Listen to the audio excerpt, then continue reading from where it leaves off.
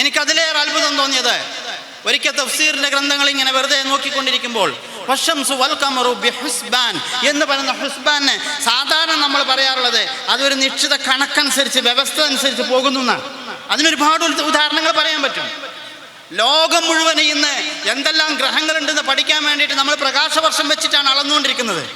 സൂര്യനിൽ നിന്ന് ഭൂമിയിലേക്ക് പ്രകാശം എത്തുന്നതിൻ്റെ ദൈർഘ്യത്തിൻ്റെ അടിസ്ഥാനത്തിലാണ് നാം പ്രകാശ വേഗത കണക്കൂട്ടിയിട്ടുള്ളത്. അങ്ങനെ ഒരു വർഷത്തിൽ പ്രകാശം സഞ്ചരിക്കുന്ന ദൂരത്തെയാണ് നമ്മൾ പ്രകാശവർഷമായി കാണുന്നത്.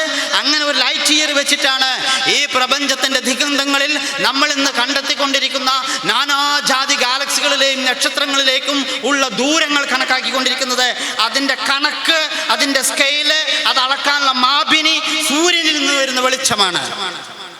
പ്രപഞ്ചം, നമ്മുടെ ഭൂമി 23 ഡിഗ്രി ചെരിഞ്ഞാണ് നിൽക്കുന്നത്, നമുക്കറിയാം. ഇത് നിയന്ത്രിക്കുന്നതിൽ നമ്മുടെ ചന്ദ്രന്റെ ഗുരുത്വാകർഷണ ഫലമാണ് അതിൽ ഏറ്റവും വലിയ പങ്ക് വഹിക്കുന്ന യാഥാർത്ഥ്യം.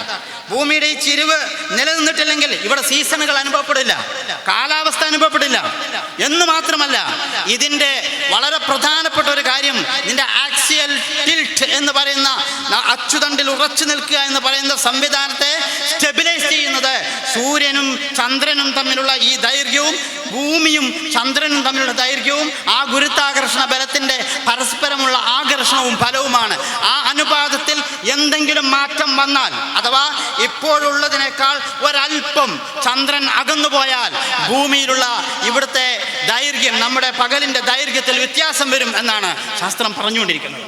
നമ്മൾ സാധാരണഗതിയിൽ സൂര്യൻ അഭിമുഖമായിട്ട് വരുന്നിടത്താണ് രാപ്പകലുകൾ നിശ്ചയിക്കുന്നത് എന്ന് പറയുമ്പോൾ തന്നെ രാപ്പകലുകളുടെ ദൈർഘ്യം നിർണ്ണയിക്കുന്നിടത്ത് ചന്ദ്രന് പങ്കുണ്ട്. രണ്ടും ചേർത്താണ് ഖുർആൻ പറഞ്ഞത് വശംസു വൽ ഖമറു ബിഹുസ്ബാൻ.